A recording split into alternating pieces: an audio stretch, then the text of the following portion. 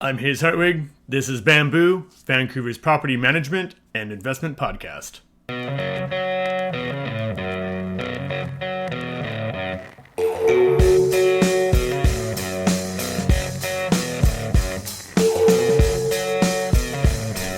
Hello, everyone, and welcome to the show. This week, to cover the stats with us, we have Kimia from Vancouver Rent-it. She is our newest member, actually, with the crew of 4. So welcome to the show. Thank you, Haze. Thank you, everyone. Yeah, so how long have you been, you're just straight property management, no sales side. That's right? true, Okay, yes. that's cool. Yeah. So how long have you been doing property management for? You've been 2 years? 3 years? 2 years, yes, Okay, exactly. Cool. So how are you liking it? I'm loving it, honestly. It's been a very kind of a challenging job for me at the very first years, but then it gets to get so much better after a while. I get to know people, and I think the key to success in this job is communications. Yeah, absolutely. Like most of the fights between the landlord-tenant, that tension is from miscommunication. Yeah. It's like, just talk to each other. Everything will be cool. Exactly, yes. Yeah, so with you being like starting and all that, what was couple of the hurdles that first started? Because, we've had a lot of like do-it-yourself listeners that are basically brand new property managers. What was like a couple of things you're just like, stumbling blocks that you had to learn the ropes? Yeah, so as I said, the way to communicate with the landlords and the tenants and to make that mutual agreement to come to them is one of the most difficult things which I faced through my career.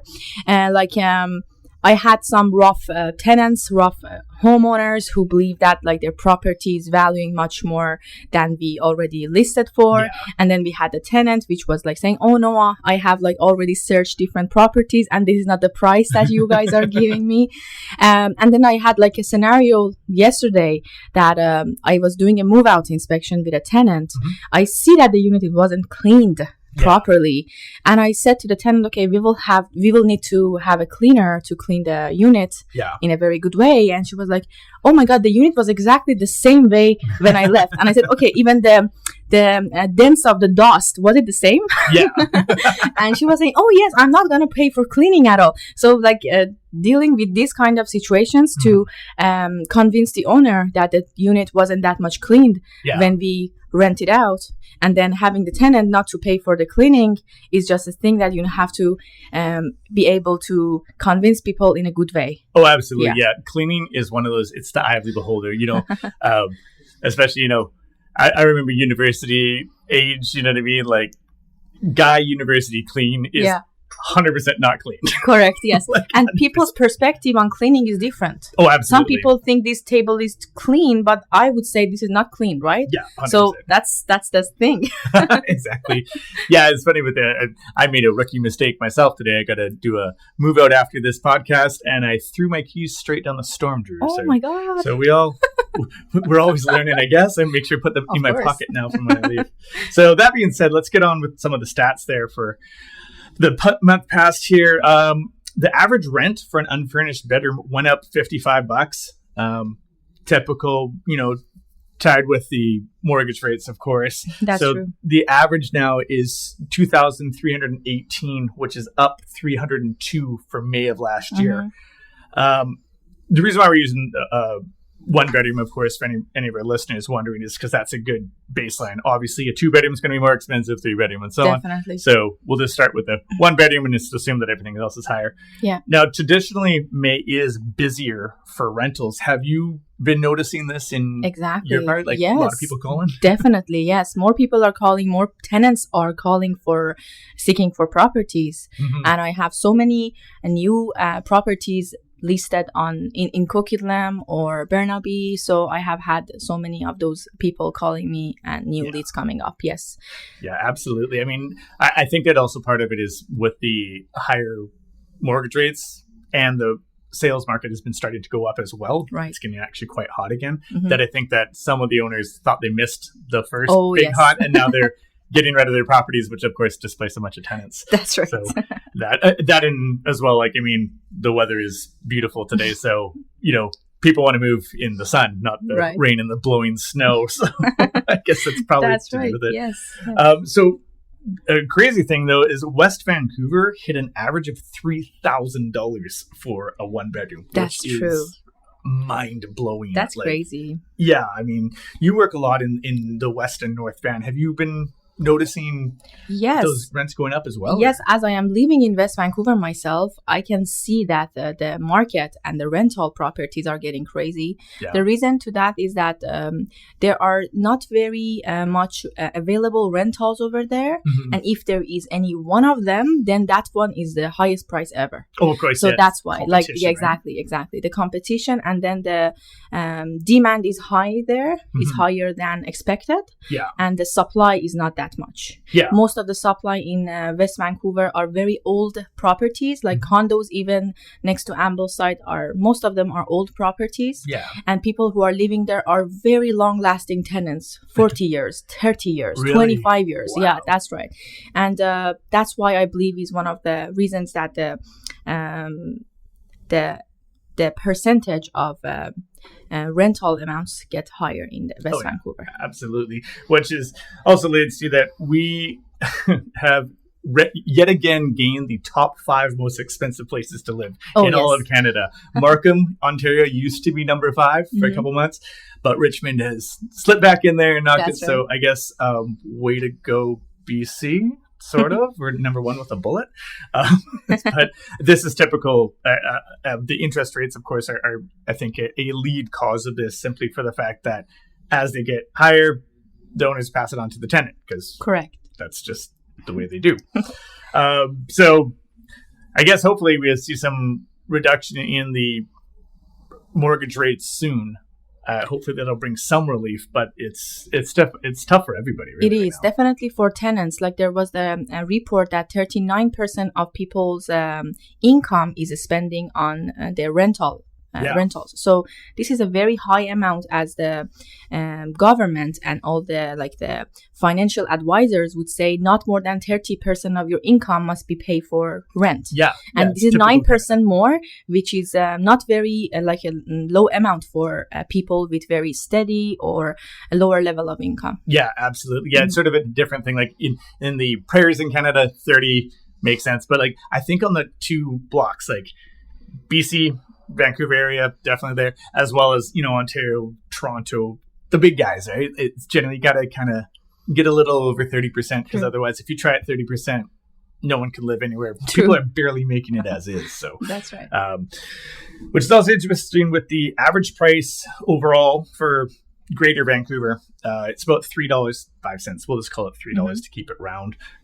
With Vancouver proper, like downtown, being at $3.80. North Van being at $3.77, and then, as I said, Richmond slipped in there at $3.33.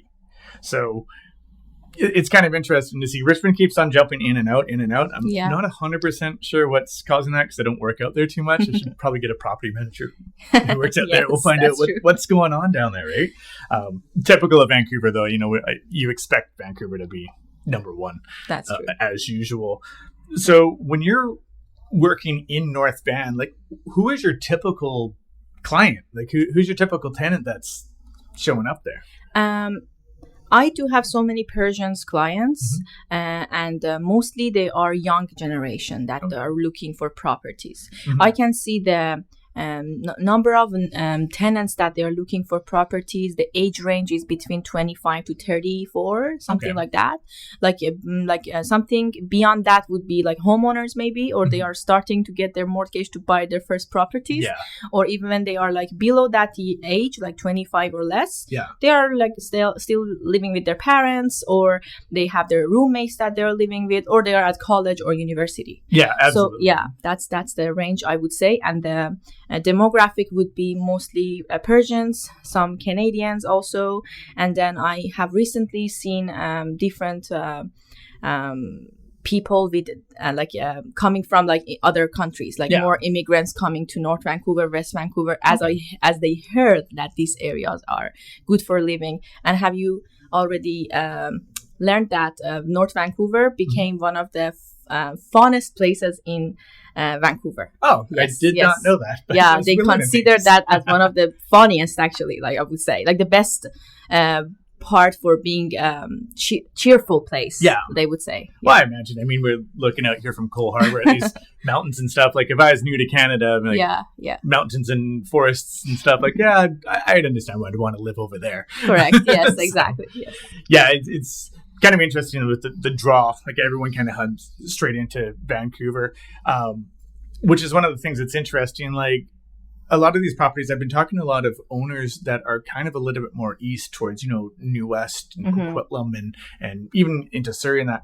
And they keep on trying to debate between whether to be furnished or unfurnished. And I always have to have this conversation with them, basically saying, like, look, people who are coming to live in Vancouver, they're coming to Vancouver. They're not, transferring for work from Toronto or Montreal to Coquitlam. They're coming to Vancouver. Yeah. So, for me, at least, I sort of see, like, if you're going to be furnishing, your probably better bet is to be downtown. Or I guess North Van would be. It's close enough. It still has Vancouver in the word, right? Yes. But, like, I think otherwise, staying out of that. Now, have you noticed that sort of trend yourself? Like, do you prefer furnished or unfurnished, or what do you think about that? As a property manager perspective, I would love to have unfurnished properties. Yeah. Absolutely right. I like to see furnished properties. Definitely, they are good to go. They are like even more income for the owner. The rent price would be higher depending on the style of the furniture. Yeah. But at the end of the day, the vacancy rate and the month that the unit would be vacant will be definitely much more than an unfurnished unit.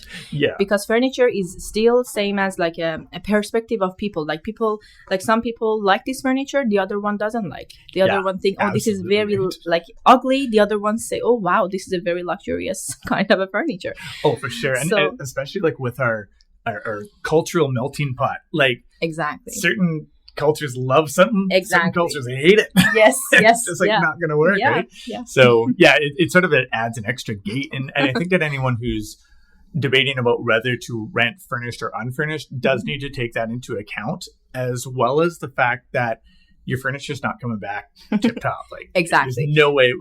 We've all made mistakes, like throwing your keys down the drain, or knocking over a glass of wine or something like that. Nice, beautiful white couch you have. If there's a red wine hit it, it's done. Right. That's true. I always tell this to my owners if they have like furnished properties for rent.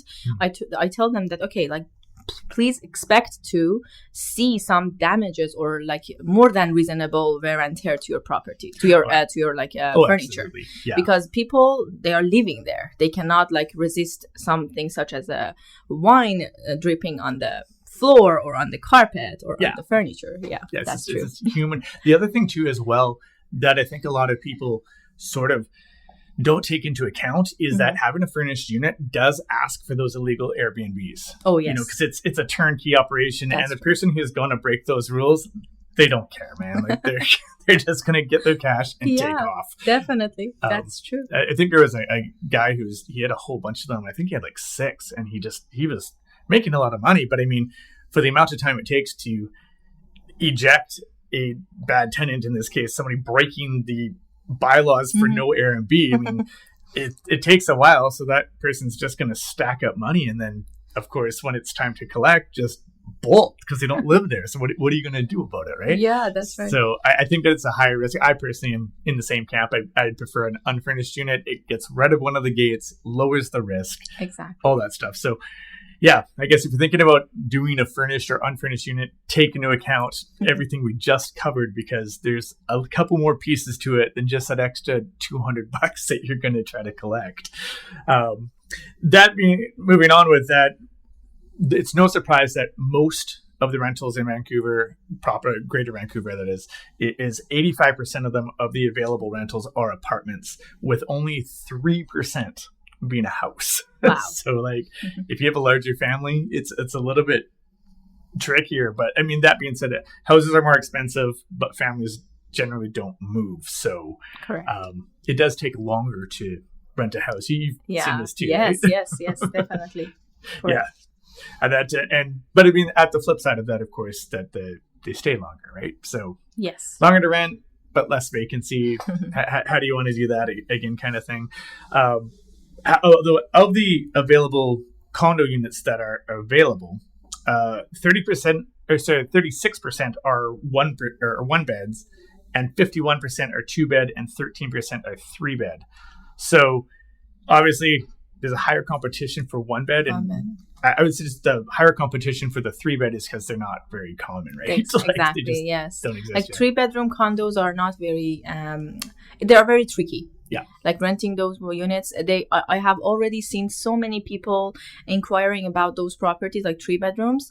They are roommates. There are like 3 couples that they want to stay in this 3-bedroom, or they are like, yes, like there are 4 students they want to stay there. So it's okay, but like when it comes to a condo, this number of people living in a condo is not very acceptable. Yeah, that's why I would say, right? Yeah. And then, as you said previously, if a family of 4 or 5 wants to rent a place, they would prefer to get a house, right? Yeah. Even if it is not in Vancouver area, they would prefer to go like in the neighborhood. Yeah, but they will get a house instead of going to a 3-bedroom, which is like much more smaller. The square feet is smaller, and it's not that much convenient for them. Yeah, there also been. There was less of them just actually built. So there seems to be more of a push now. New West, for instance, has been really pushing to get 3 bedrooms for any of these new buildings coming because people just can't afford houses. That's right. Yes. Yes. If you don't have $1 million minimum, you're not moving into a house, right? That's right. So I think that the cities are starting to like wise up and kind of get that, which, I mean, as you said, we're low on inventory for rentals as well. So we need the cities to ease up on the density. We need to ease up on the red tape, all that stuff. I mean, there seems to be more of a push now for the laneway houses, which is a good thing. But some people are concerned about that messing with the neighborhoods that they're in. But we have nowhere to put anyone. Right. So we need to build more homes. It's just the way. But that being said, with the 1-bedrooms being only 36%, and they're a little bit cheaper to purchase, investors should maybe take note that they should look to buy a 1-bedroom. They're a little bit easier to rent, which I'm sure you can attest to. Definitely. And as well as you get a couple usually in there. So the likelihood of both of them losing their job at the same time is probably pretty slim. That's right. Yes. So that as well as it makes it a little bit more palatable to afford these really high rents. Good, so as far as investors go, they should probably take note and think to look towards a 1-bedroom. The other thing that a tip on the 1-bedrooms as well is that the turnover seems to be a little higher. Like, do you have that in your portfolio as well, that you notice the 1-bedrooms kind of, they move more often than the 2-bedrooms, or? Oh, yes. Yes, it happens a lot. Yeah, because like it happens that let me share my experience with you. Like there was a person, like a professional worker who was staying at my 1-bedroom, and then their company changed their place. They changed their location. So like before even a year, he was saying that, I have to move. So I have to move to a place closer to my business. Yeah. And then I had like another couple that they saying, we are just tired of this location. We just want to move to another place. That's like the turnovers which happens most of the times. And not always, but it will happen. Like there are some exceptions to it. Oh, absolutely. Yeah, there's exceptions to all that.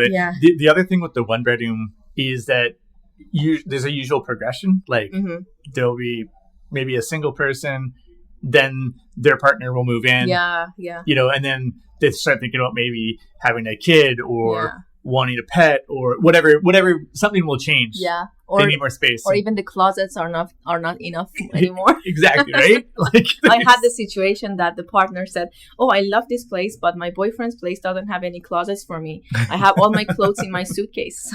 Wow. It's pretty cramped, right? That's true.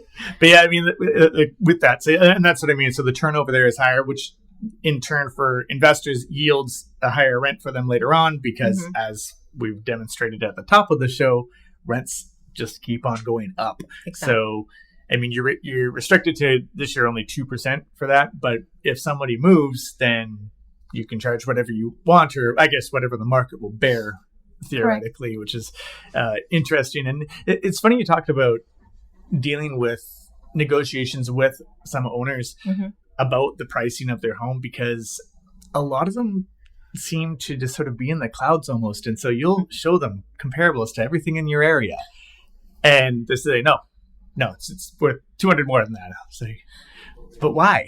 What I always I always tell this as a joke to my owners, but I always tell them that, okay, please don't listen to your acquaintances or your friends' advice or your mother's advice. Like, they don't know the market like us. We are working in this market. We know we have our colleagues who are more experienced in this job. So even like if your best friend tells you that unit will be, oh yes, your unit will be rent for $4,000 per month, but it's not. So listening and relying on your friend's advice sometimes is good, but it's not something that it could be doable. So you need to see that you need to see it as a big perspective, that if I want to list my property for $4,000, which is a 1-bedroom and it's not that much spacious, so I have to wait for more than 2 months, 3 months vacancy without even earning money, earning any rent, because I want to rent it for $4,000.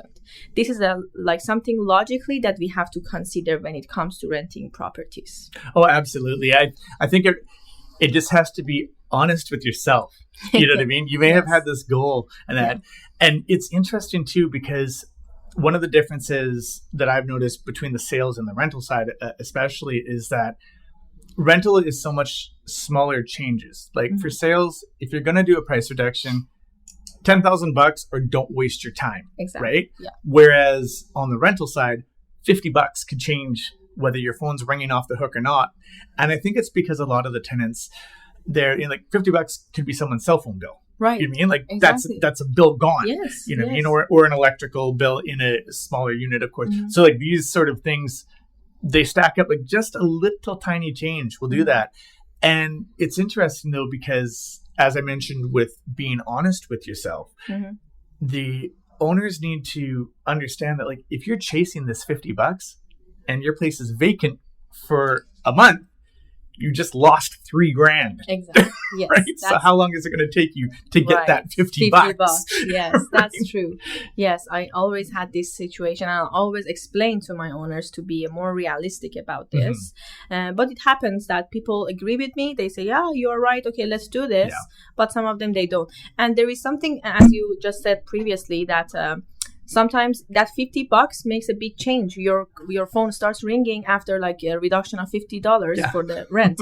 And the reason is that, like, as you see, when you want to buy something, when the price is $9.95 or it is $10, you think it's $9, right? Yeah. You don't think about 95 cents. That's something about your mind, which is a human being mind, right? Yeah, absolutely. Right? So it's about the same when it comes to rentals. Like if I list a property for $3,000 or I put it as a $29.95, then still people say, "Oh, it is $2,900." Yeah, so at least it's not $3,000. Exactly. Right? Yes, they tend to decrease the rent amount in their mind. Yeah, so absolutely. That's something that you have to sometimes play with people's minds. Yeah, the other thing too is that it comes with marketing. Like I'm sure as we're talking about looking through comparables, you know, through Craigslist and Live.rent and Kijiji and the host of other places to find it. Have you seen some of these photos? Like photos are a huge thing. Yeah. And I don't know if I've come across someone and like, did you take this through a potato or something? Like what is going on with these photos? Yes. So you obviously take your photos and all that. Do you do virtual walkthroughs as well? Yes, definitely. Videos or I do have my like kind of a device that I use with my cell phone. Okay. Thank God we have smartphones, which there are more than a good kind of a quality, and we can take good photos with them. Yeah, absolutely. And also the device that I have is a very kind of a good way to record videos. Yeah. And it's a very nice way of recording videos and list them, because when there are some people who live abroad, they are planning to come to Vancouver and they can't see the unit themselves. So they will just gonna do what? They're just gonna go online, check the unit virtually. And I had some cases that people come and just apply for the property without seeing it in person, but they did it virtually. Yeah. But the virtual tour was in a very good kind of a stand that they could easily feel that they are in the home and they could feel it as a home. Yeah. Yeah. So I guess for like our DIY listeners, doing a video would probably be a pretty good idea. Hey? Definitely. I agree. I guess we also, with the video and virtual tours and all that, Matterport and so on and so forth, I think COVID gave us a violent push into using definitely. this. Everything would be online and people love this. Yes, it's getting better.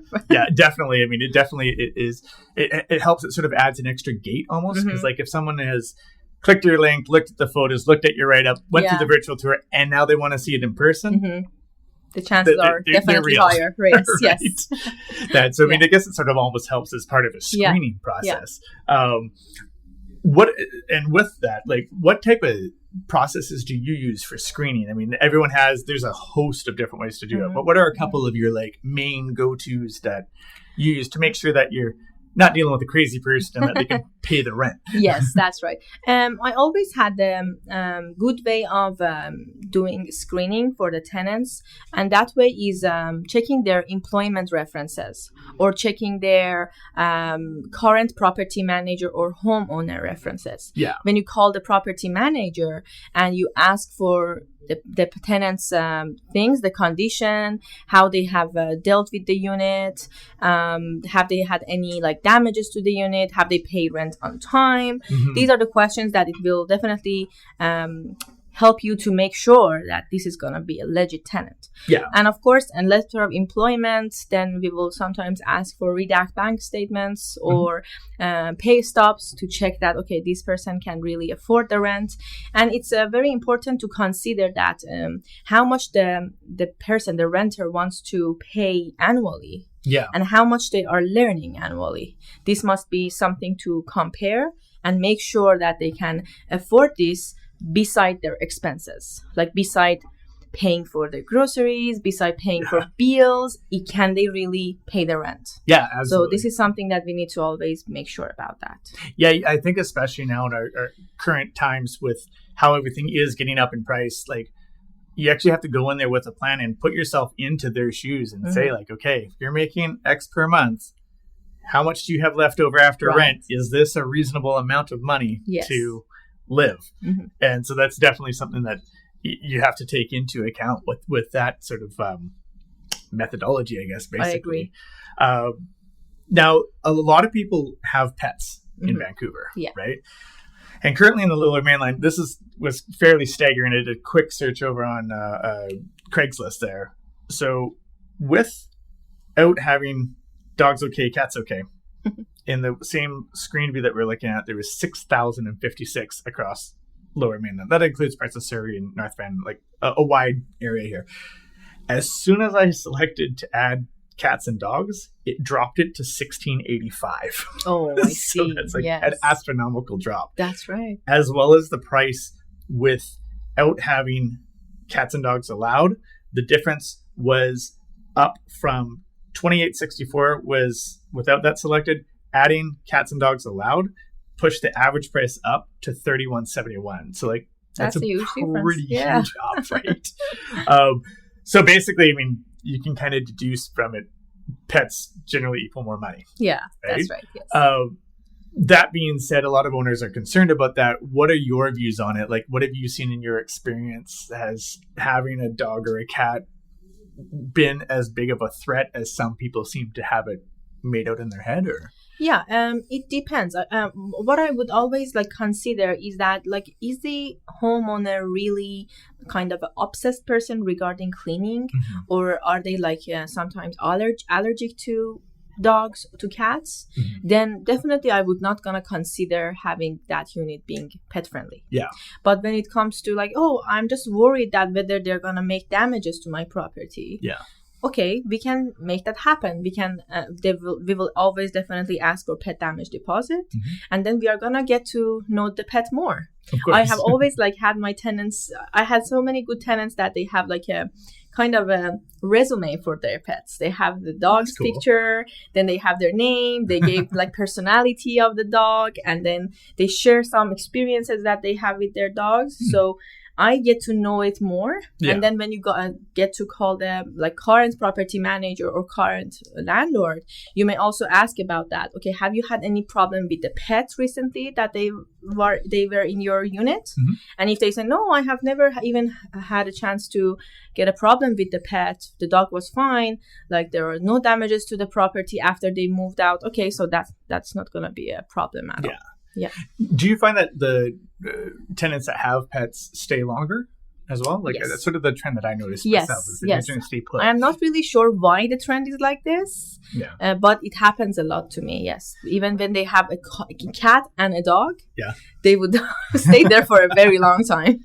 Yeah, my hypothesis is that simply from the numbers, like there's just significantly less. So once you get one, it's hard to find another one, right? Yes, so you prefer to stay there for a longer time. Exactly, right? And they don't want to mess up anything. So everything is usually right and tight and all that. Yeah. But it sort of leads us on to because we do have some tenants that listen to our show. I know that for sure because I hear from them. Yeah. So what would be like some of your top 3 tips, say, for a tenant to try to get a place? Like what are things that you see as a red flag or something you see as a green flag? Oh, that's awesome. Let's go with that, right? What would be some tips that you... I need to think, but I would say the first one would be communicative. And don't ghost the property manager. Because like when you answer my message after like 3 hours, 4 hours, 5 hours, I'm not going to take you serious. Yeah. I'm not going to think that he's going to be a responsive tenant for me. Yeah. Because I need communications. In any kind of a situation, I need the tenant's communication. So being communicative is a very green flag for me. It makes me to feel like more kind of relaxed when it comes to them. Yeah, absolutely. The other thing is that giving me appropriate and kind of accurate information. When I get to know that, so you attached a PDF format full of your information, pay stub, everything is there. I see, okay, this person spend the time, sit on his desk and start like put all the things on a PDF. Yeah. And he spent time for this. So this means that he's taking this serious and he really wants to get a property. Yeah. And one of the other things is that being able to show me or the homeowner that you're going to be responsible. So by being communicative, by giving accurate information, I would feel, even by my senses, that you are going to be a legit tenant for that property. Yeah, absolutely. It's a little thing. It's one of those things that just drives you bonkers all the time is if a tenant will contact about your listing and then ask you what the address is. And it's like, you're going to give someone $3,000 and you don't know where you're going to live? Like, I don't know. And it's the first line. In most ads, it's the first line. Like, exactly. Come on, man. Yes. And the other red flag is that when you schedule a viewing with them, you're going to go there and the guy calls you, I'm going to be there like in 20 minutes. Yeah. Okay, I'm going to stay. But after 20 minutes, oh, sorry, I couldn't make it. Oh yeah, that's so terrible. This is one of the biggest red flags for me. That if he really doesn't care about your time and my time, so how is it possible that I can trust this guy? Yeah, how are they going to care? Because about the we property, always, right? as property managers, we always put ourselves on the owner's shoes, right? Absolutely. We think that if I'm a homeowner, I'm not going to feel happy with this tenant if I want to have them. So we are thinking about the owner's kind of a perspective as well. So that's why I would say the same thing as you say. Yeah, absolutely. Now, on the flip side of that, since we also have a whole bunch of homeowners, what would be some tips for them, whether they're using a property manager or not? Like, what would you say some good tips for a homeowner to do? To make number one, please be logistic about your rent amounts. We are here to help. We are giving you the rental assessment, and the rental assessment is not gonna be like benefits us, right? If we say like a higher price or a lower price, we just want to rent the property for you. We don't want to have the unit to be staying for 2, 3, 4 months just on the market without renting it out. Yeah. So being logistic and try to. And number 2 is that if we really want to have a good kind of a communication with the owner, we need to not, I would say, lower your expectations, but have a kind of a normal kind of expectation from the property manager. Yeah. Like being able to have my property manager have a business hours that I need to call him at that times. Yeah. If it's going to be like 10 p.m. at the night, I can't really call him to take, oh, did you take the security deposit from the tenant? So this is something that you can even contact me by email, or you can text me, and I will get back to you tomorrow morning as soon as I can. Yeah, absolutely. I'm not like complaining about it, but I'm saying that these are some kind of better ways of communication that we will gonna feel really, really relaxed, happy together to work together. Yeah, absolutely. I think that's one of the tricky parts with the property management side for everybody involved, tenants, owners, property managers, everybody, is that stratas close at 5. That's right. So yes. You don't have a fob. If it's after 5, I cannot help you till tomorrow. There is nowhere to go. Exactly. Yes. There's nothing I can do. So it's one of those tricky things. So I guess if you're going to lose your fob, make sure you don't do it on Friday, because Saturday, Sunday is not going to be helpful for you if you live outside. Right.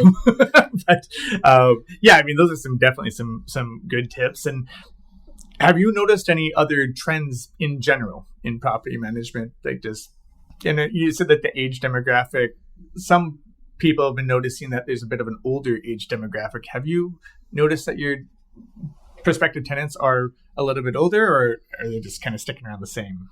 Some people are sticking to the same age, but it depends like in which area I am listing the property. Because in some areas, like younger generation are more. In some areas, the older generations are more. Like if I have a listing in downtown Vancouver, definitely the younger professional workers who are willing to rent a place in downtown to be close to their job, to be close to the live nights. So they would love to rent in this area. But in North Vancouver, upper in West Vancouver, older generations are really into it because they want trails to walk. They like to jog with their dogs. They like to spend more time looking at the view of their property. So yeah, it really depends on the location that I'm listing the property. So the trends would be dependable on those. Awesome. Yeah. So if someone's trying to get a hold of you to list their property in North or West Van or downtown, as it were, how would they find you? Yeah, definitely. I am on Instagram. I have my a name on Facebook as well. And I have my name on our website, VancouverRent-it.com. And I have my contact number and my business card, which is always available. And I am able to get calls anytime during the day. And I would be happy to help all the tenants, homeowners to find their best place. Nice. Yeah, we'll put all your information there in the description of this so that everyone can get a hold of you real quick. So thank you very much for coming on the show. Thank you, Haze, for your time. Thank you for all our listeners, and appreciate it. Goodbye. Awesome. Thank you for listening, everybody. If you've got this far, we really appreciate you tuning in. If you found anything interesting from this program, please be sure to subscribe and like it. We will be back in a couple of weeks. We'll be talking with Mike LeBeau from LeBeau Law about how to invest as a group or as a pair, such as family members and stuff, because sometimes things come up. So thank you very much for tuning in, and we'll see you in a couple of weeks.